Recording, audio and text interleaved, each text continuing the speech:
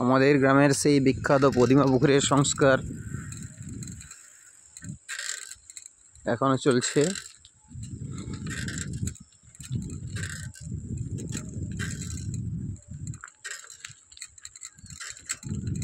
না দেখলে বোঝা যাবে না কতটা সংস্কার হয়েছে এখানে।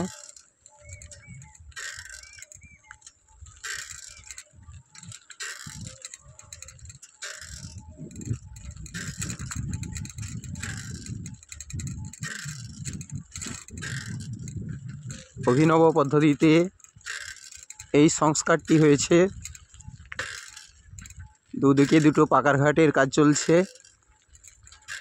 প্রায় 1 মাস নাগাদ এই কাজটি চলেছিল এবং এটা এখন সমাপ্তির পথে।